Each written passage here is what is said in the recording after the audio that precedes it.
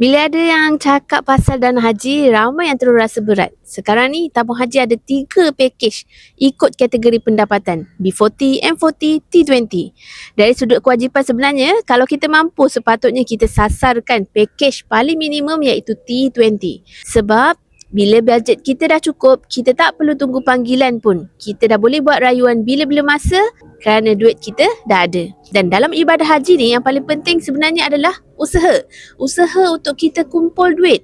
Cepat atau lambat dapat turn, itu perkara nombor 2. Yang paling penting kita sudah buat usaha untuk jadi orang yang mampu. Masalahnya hari ini ramai orang cuba simpan duit tapi duit asyik bocor. Harga barang naik, inflasi terus berjalan, duit makin susah nak kekal.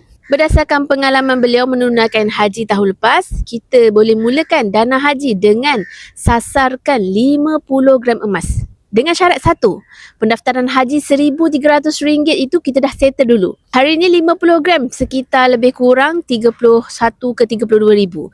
Kalau ada duit lebih, boleh terus je grab 50 gram sekeping. Kalau belum ada duit lagi tak apa, kita boleh je buat tabungan sedikit-sedikit. Contohnya, kita target dalam tempoh 5 tahun untuk settlekan 50 gram.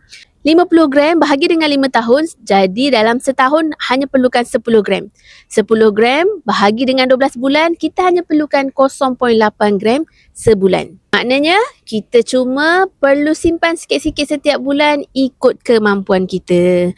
Tak perlu tunggu duit besar, yang penting konsisten dan niat tu kena jelas. Kalau panggilan haji datang cepat, Alhamdulillah. Kalau lambat, dana kita tetap dah ada. Itu yang paling penting. Kalau nak mulakan tabungan dana haji dalam bentuk emas, boleh rujuk pin video atau isi borang sign up untuk saya bantu sebaiknya.